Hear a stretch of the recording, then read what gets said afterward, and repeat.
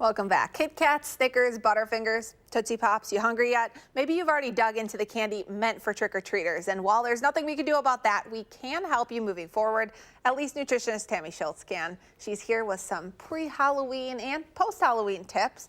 This is kind of the start of the holiday season, so people at home, if they're a little bit of procrastinators, they might not have bought their Halloween candy yet.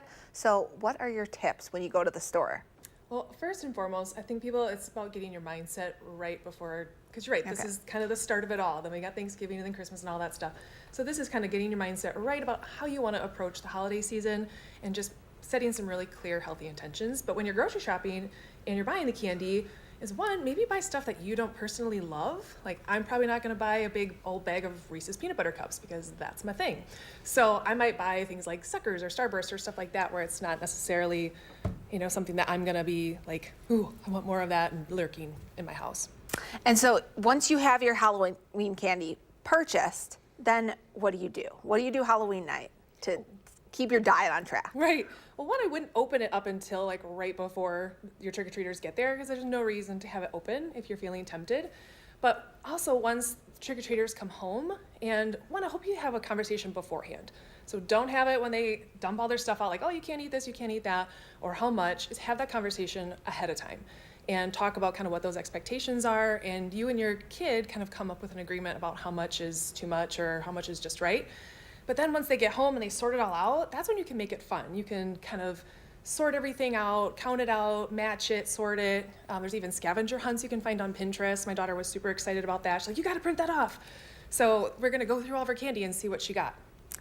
And then post-Halloween, because as we mentioned, this is just the start of the best time of the year, but also the most challenging because we're going to have so many pies and cakes. And you said this is part Halloween candy from last year. You still have it around. So there are things you can do with it. It doesn't have to stay in your house. Yeah, absolutely. One, I think even that night, if parents want to buy it back from their kids, like have your kids pick out their favorite little baggie, and then whatever's left, maybe like every 10 pieces of candy, you give them $1.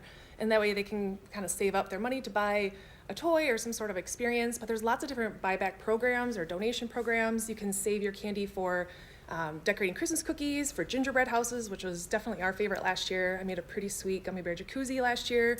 So lots of different things you can do, and even science experiments. And this time of year, you can also use it, you can freeze it, use it for holiday baking. Absolutely. There's a lot of really cool ideas. So hop on Pinterest and you'll be able to find all kinds of ideas.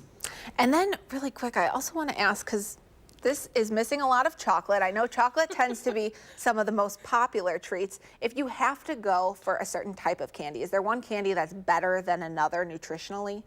Yeah, I thought about that question too. And there are probably some that, yes, there'd be a little bit more protein or some healthy fats if there's some nuts or things like that in there. But really, I think whatever you have a healthy relationship with, if you don't feel comfortable or safe having a lot of chocolate around you, then that's probably not what you want to have around. So it's really about, again, setting that healthy intention. And you should indulge this time of year. You need to focus on your mental health and be happy as well. Right, absolutely. You heard it from a nutritionist first. I want you to have some fun. I'm going to have a Reese's that night. I'm going to enjoy it, and I'm going to savor it and be mindful when I have it. I think you've already had some because, as we mentioned, there's conveniently no chocolate in there. That's our secret. I'll keep it from your kids. They're not watching, right? Thank you so much for talking to us, Tammy. Thank you. Well.